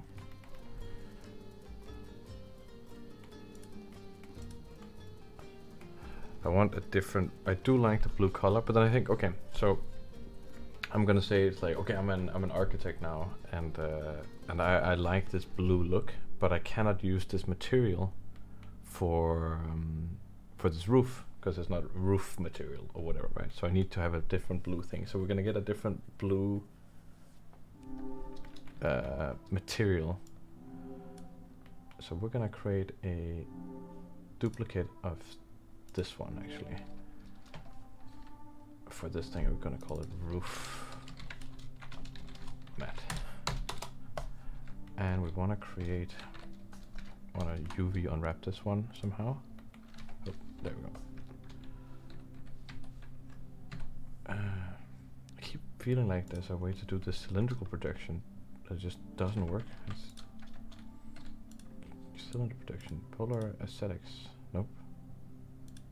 View on poles, an object. Yeah, like this. That's what I want to do. Then we're getting this this kind of stuff here. That's awesome. And I'm reusing a lot of the same base textures, but then I'm gonna utilize them really differently. That's the goal at least. Is that I'm gonna shading here like that. Then this roof here is gonna have a different kind of feeling. So maybe it's gonna be slightly way more glossy. So I'm gonna get a ramp. How come you don't use procedural materials and using textures? So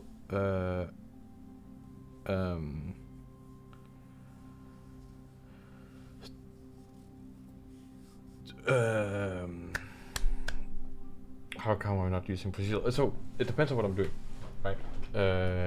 For a lot of concept work, I use a lot of textures just because they give you certain kinds of feelings fast, certain qualities fast. Where sometimes it's it depends, you know, like if procedural effects has their place. Sometimes I mix them where I use procedural effects like a noise to give it some variation. Sometimes I use I have this video called Making Mechs in Blender on YouTube where I kind of mix using like a texture thing, but then I also use like a procedural noise kind of clamped, and then you get these like nice military patterns. If I wanted to do a brick, for example, for this thing, I could use like the brick thing in Blender and then use some procedural stuff, but it would take way longer to get to the feeling I want. Here I'm very much trying to get an idea, and it might be that if I had to do these assets properly as a game asset or something, I would have to make the brick myself to get exactly the kind of brick that would be. But right now that's way too detailed for me right now, and it would just take longer to get to the idea that I'm trying to unfold. I would say that's the main thing. For concept, I just find that using pre-existing textures is just a lot faster. But sometimes they have their use. Yeah, I was messing with these fonts here. I think maybe I want to reverse these if I can.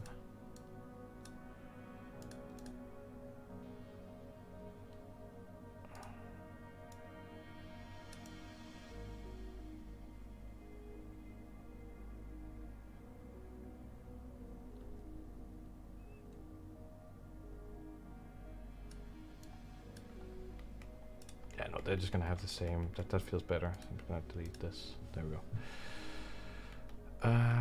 This thing, that's where we came from. I want this thing to have a different smoothness.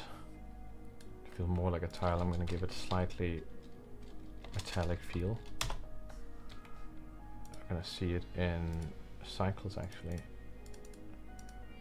I'm gonna give this environment an actual environment. So HDRI. Bring in some, we'll bring in this one. Don't know which one that one is, but we'll bring it in. World. Background color, there we go.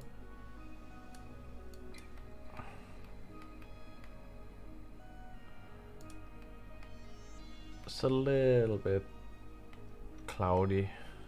Not the best way of showing the building off.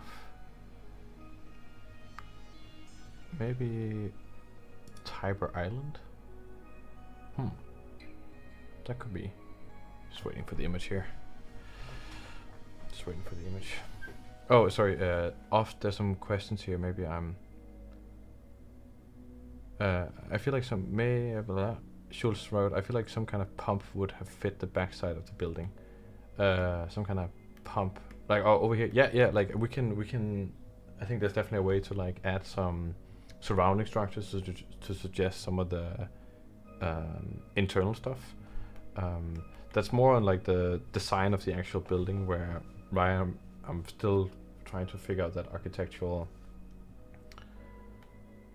rules. I'm focusing a little bit more on the architectural kind of bits, but I was also thinking about having something central with like a spinning, more like a wooden thing or something that feels like, oh, this would spin, so therefore something in the downstairs would spin, but definitely like a pump or something out here. That sounds like a cool addition. Right now I just want to get that thing. I think the architects do think a lot about light, you know, like what kind of light, what do the shadow shapes look like when light hits a building, those kinds of things. Oh yeah, that doesn't look great. But here's a trick. If you don't like the background of the lighting, I really like, but the background is very distracting. If you don't like the background, then here's a little trick. You get this thing called light path node, and then you can say is camera ray, and you say mix shader there, and then you just mix between something and nothing, or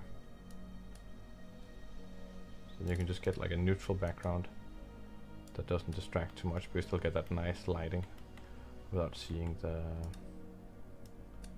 distracting background, and it doesn't affect the lighting at all.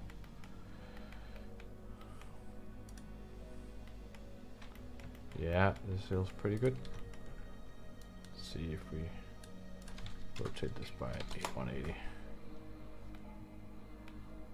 Maybe just by 90. Yeah, 120. Yeah, cool. Cool. Off-topic shade on Vass of just why Critical Giants? Any backstory to the name? Yeah, somebody actually asked that during a previous stream. So we're back with the Dragon Ball Namek feel. Yeah, that's totally what's happening, Schultz. Yes, Critical Giants. So basically, I was gonna do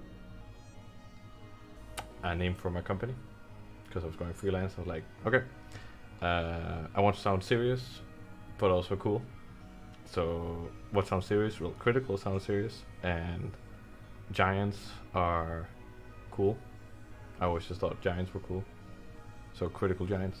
Like literally, that's the stupidest reason. There's a backstory, and that's the backstory. And then you just kind of you stick with it. You know, you like oh yeah, I'm gonna go with this, and then it just once you stick with it, like okay, I find it's Critical Giants. So that's good. You're etching us without saving. Yeah, that's what's happening. I'm kind of digging the music though. Great, this was useful. That's great. Let's see here. Should be Critical Aliens from now on. Yeah. But one thing that was plural, one thing that was important was the fact that the name was plural, so it wasn't just Critical Giant, but Critical Giants, because I wanted to feel like that one day multiple people could come under that banner. That's the hope and dream, of course. So that was also a consideration, just that should also be possible. So this top thing here right now doesn't align that nicely, so I'm just gonna make that also align. But you see, I definitely value speed above a lot of other things. Speed is definitely one of the main factors for me. Okay, this thing, we gotta deal with this thing here.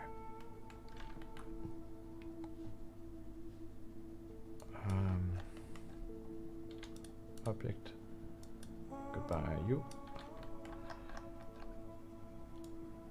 Hello, this. What? Okay, it's just really does not want to be.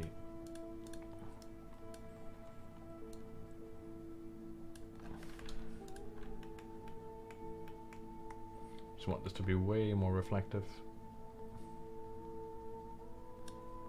And then this bump here.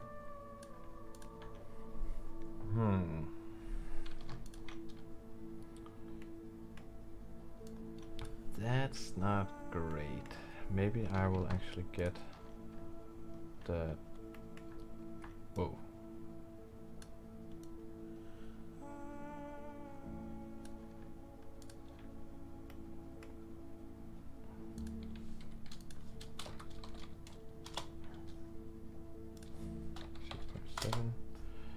Then maybe we'll just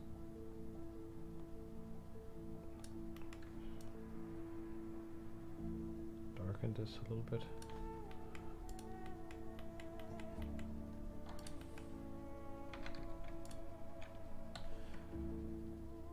And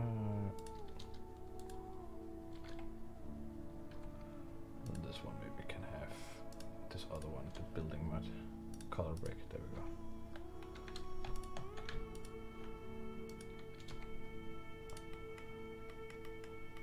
This roof is gonna have a slightly different feeling. I'm not quite sold on exactly the... Oh, that was the wrong one.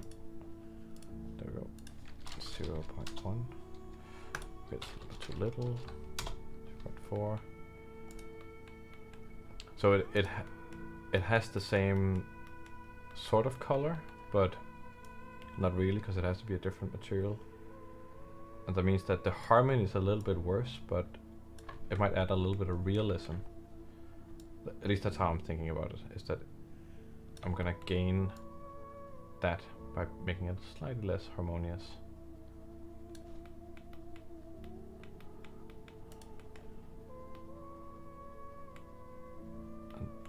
And they're gonna react a little bit different to stuff, you know, you get those shines. And then these roofs here, they could have something similar going on, where assign to roof mat. They had that thing. And kind of maybe these ones could also have that roof mat feel. If we kind of do this, and then we extrude, and then we say assign.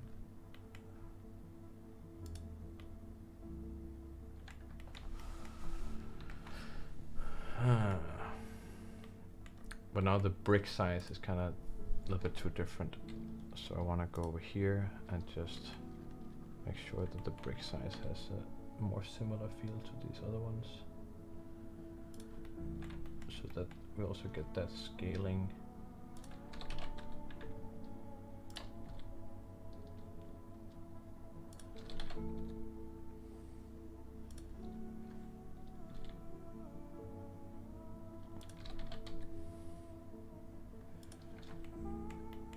There, it almost works a little bit better in Eevee than it does in Cycles. It's kind of interesting.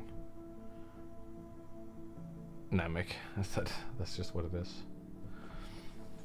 So hopefully you can see like some of the stuff that I talked about, with the rules and stuff, like how,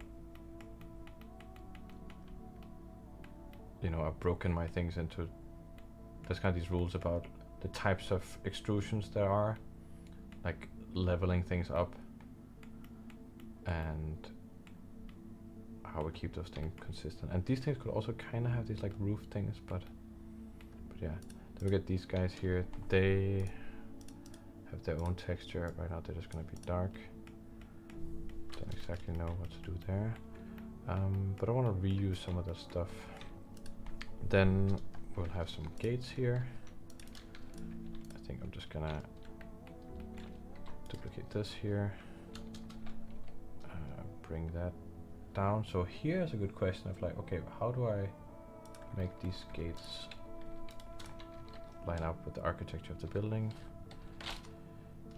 P selection there.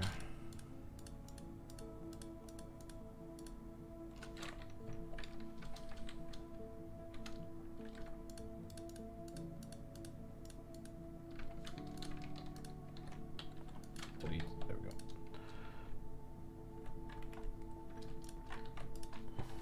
Link material. Roof mat.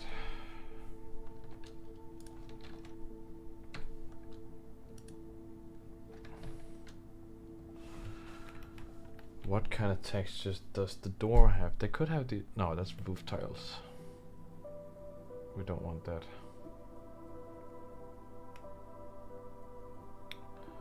They will have their own kind of material. Let's see here.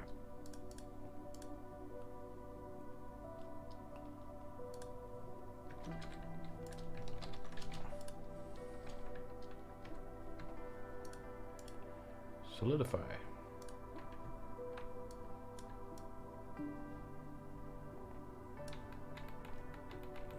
That's what I have right now. And we are gonna bring this thing across this thing.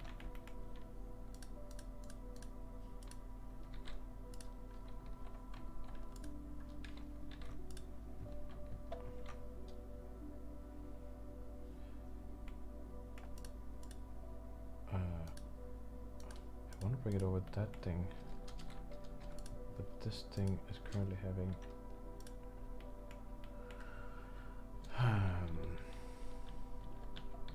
gonna undo here a little bit.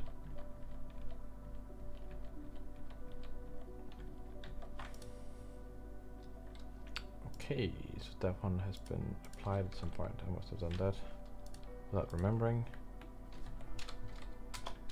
And it was set to 30, I think. Yeah, there we go. Then this thing mirror across this thing. There we go. That's what I wanted. Then we can have these doors that do something. Maybe they're these kind of like corrugated doors that kind of like have segments on them. We could kind of hint to that by doing something. It kind of feels like there should be inset instead. Yeah, I think that makes sense. 30.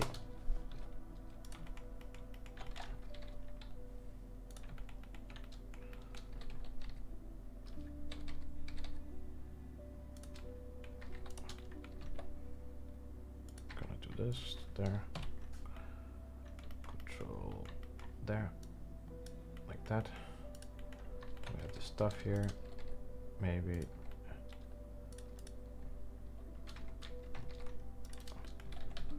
Yeah, it's not a super talkative stream, but I'm just kind of making something here. Hopefully that's not too boring. But it could also be that it is. Either way, I'm having a good time. Let's go back to this actually. There, yeah. So that's kind of what it looks like on the inside. Let's do a cube project, and let's just increase that sort of stuff. Yeah, there we go. Then with this thing, we could do like a little bit of a shading thing here.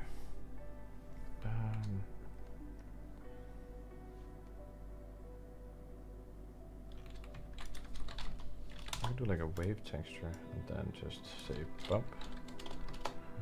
This is kind of a very fast way to get some kind of wave there. Oh, so it comes to height. Yeah, so we're getting that kind of a feel. Maybe I can get this to be UV map. Yes, then we're getting that. Ish, if we just say unwrap. Yeah, there we go. Then we're getting, that was kind of the feeling I was looking for, almost like corrugated steel or something.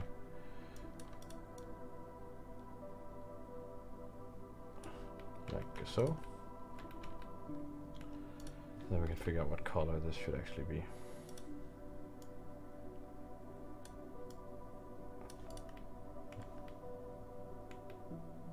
Yeah, maybe something like that.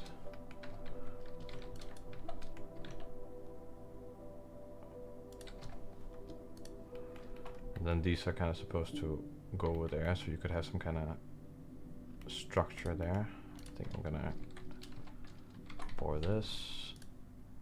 Just give it a array, away, 30, mirror it over that thing. Then I can utilize this thing there, there.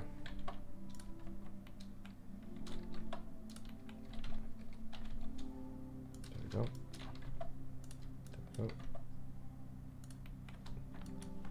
There we go.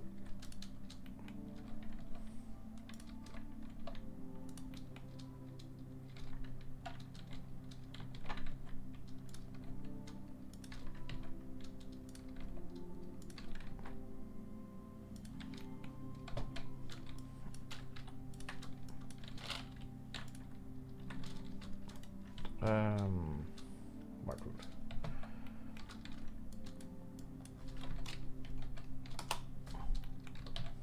Like this.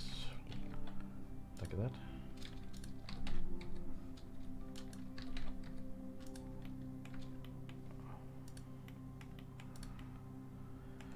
Yeah, do we get that kind of a feeling there?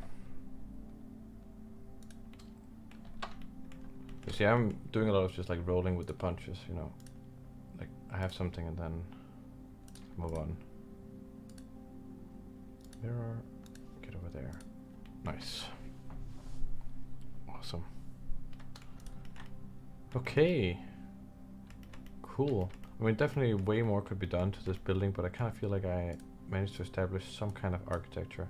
Not the most spectacular architecture, but it's still pretty fun. I am thinking about maybe wrapping it up because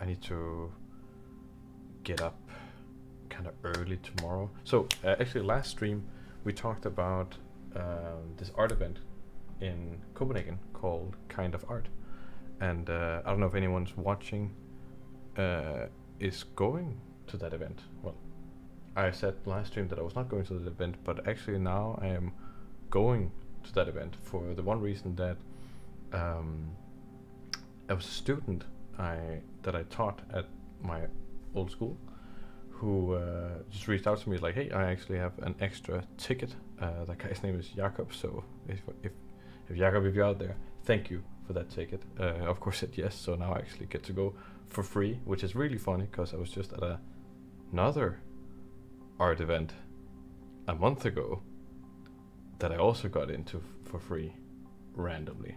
So now that's 2 art events in a row that I got to go into for free. Which, you know, and also I've only gone to 2. I've gone to 3 art events, but the first one was with the school, and then I've gone to these 2, and I've got into every art event I've ever gone to for free. Well, one was the school, but then this thing. So that's odd, isn't it? So if anyone has an art event they can invite me to for free, then I would love that, because then I can kind of get this streak going. But I'm kind of a little bit excited about that. It's gonna be super fun. I'm gonna meet lots of people tomorrow. It's a new art event called Kind of Art, and it's this company called Mood, which is like Mood is a concept art outsourcing studio, and they are hosting this event along with a bunch of other people, other companies and stuff. And there's going to be a bunch of lectures from all these awesome people here. You know, there's going to be, maybe you're seeing names that you recognize. Actually, today I just hung out with, oh, there's more. I just hung out with Gabriel today. It's a friend of my roommates. That was super nice. And I will be going to a bunch of talks. So if you're there at the event, then I will be there too. And hopefully I'll be recognizable. I just got a haircut. You know, haircut. There was one guy, Lucius, last time who said he was it Lucius? I can't remember, but I was like, no, I'm not going. But he said he was going, but now I'm actually going. So he's gonna be like, you lied. I'm like, no. I just got the invitation the day after we spoke. So I feel kind of bad about that. But yeah. So that's kind of funny. But I'm actually going. It's 2 days. It's tomorrow and Saturday. We have to be there by 9. Oh, a little bit to 9. So, but it's cool. It's cool. I'm very, very much looking forward to it. So that's what's happening. Oh yeah, Paco is talking. Praman, I guess that's how it's pronounced. Chamniev is talking. I've worked with Paco before, so that's going to be great. Rasmus Poulsen, he's the art director at IO. I heard a talk from him before, and also played some Mad Pool with this guy once, and that was also great.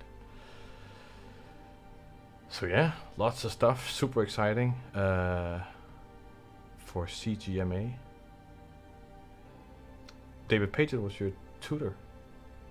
David Paget, he is... Oh right, yeah, David Paget, yeah, right, he's there, yeah. Super awesome. So yeah, so that's gonna be great. Pretty big event. Mood, Unity, Tactile, IO, Cyber, and the Academy. And Espen is going. Espen's also a friend, so that's great. And yeah, so I'm gonna have a great time. I'm just gonna get to say hello to some people. So that's super awesome. Yeah, this is what we managed to create today. Nothing super spectacular, but we got to talk a little bit about it. I mean, it's like an hour, you know. And then that's kind of what we have. I almost like the environment more right now. We'll do something cool next time. We'll do something a little bit more out there next time. Maybe we'll draw. We'll draw next time. That's what we're gonna do. We're gonna draw some.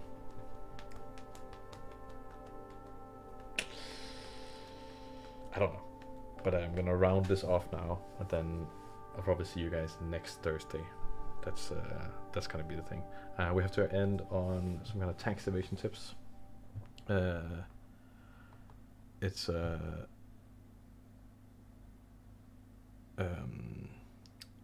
what's the tax evasion tip? Tax evasion tip. It's pretty hard to do these tax evasion tips. If you wanna evade taxes, you just gotta like move to America and then dodge taxes. You get it? Taxes? Just drive around taxes. That's how you avoid taxes. So yeah, that's basically we've been doing tax evasion tips ever since the first one, and now it's just tradition, so I'm gonna keep going. Really appreciate everyone joining the stream. Some last comments here. The structure you have in the stream thumbnail looks sick ASF. Yes, I mean I think that one's also cool. I really like that one. It's I have it in more detail on. Ooh, what was that? That was interesting. I want to see what that is. Ah, that's cool. I have it here on here. This thing. I love this thing. I mean, I made it so that feels super self-indulgent, but I really like it. It's like, oh, that's cool. Like it has it has awesomeness going on, and lots of rules that I'm trying to abide by, and also rules that I could abide by even more. But I had a similar situation where I actually created this thing over here first, and then extrapolating the rules to these things. So that's kind of that principle. And it'd be fun to explore that more in the future. And that is a similar way, I could take this and create other buildings. But yeah, that's gonna be it for the stream, guys. Thank you for joining. As always, super cozy. Next time we're gonna do a little bit of a drawing. So thanks for now. See ya in the next one.